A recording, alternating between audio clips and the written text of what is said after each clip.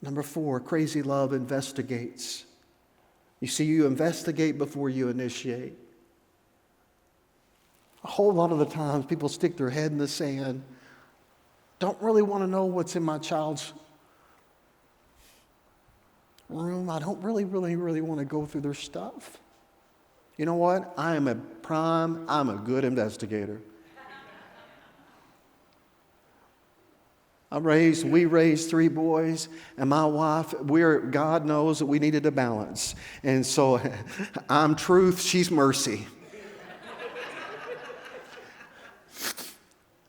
We would have a sit down with one of them going through something, and she bought everything, hook, line, and sinker. And I'd be like, no, not at all. I know I've been an 18-year-old son. I've been an 18-year-old boy. And she would be on the side of mercy, but honey, they're telling the truth. And you know what? It was about 50-50 most of the time. I was right, and then 50% of the time, she was right. But we were truth and we were mercy. And I promise you, we got down to what exactly was going on. She said, but honey, they cried. He said, that was a watermelon tears. Those are crocodile tears. Especially one who's not here today. It wasn't Kel. It was not Kel. I went so far to got a phone bill, and I looked at that phone bill. I told you I proved it. And she's like, oh, it is your responsibility to investigate. Don't put your head in the sand. Don't let them continue to fake it. You have a responsibility. There's 3 reasons why a lot of people don't investigate. The first one's pride. Very prideful about your family. You know what? With pride comes disgrace, but with humility comes great wisdom. It didn't matter that I was a pastor. It didn't matter that I was, first and foremost, I'm a dad. And I did a lot of investigation. And I would talk to my executive board and tell them, hey, I'm going through this. My family's going through this. And I love the fact they would pray for me and pray with me. But I was very honest and very transparent. Pride will mess you up. It'll keep you from receiving the truth of God's grace. Pride.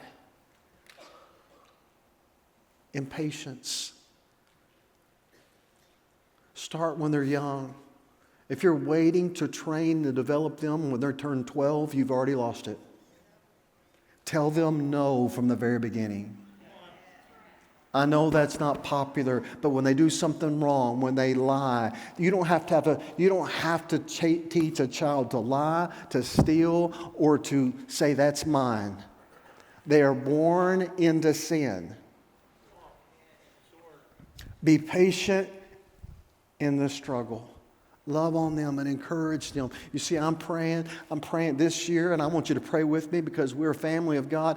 How many of you will pray with me this year? But I become Papa K and Martha becomes Mimi. Come on, somebody pray with me.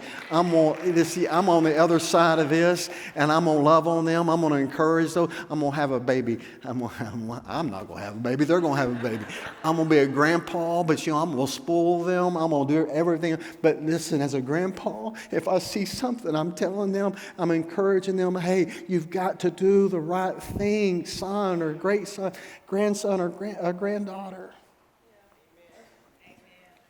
And the other thing is fear. You cannot lead by fear.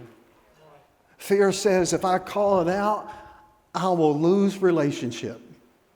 Well, I'd rather lose a relationship for a period of time. I've experienced this myself than to see my son or my daughter slip off into eternity without knowing Jesus.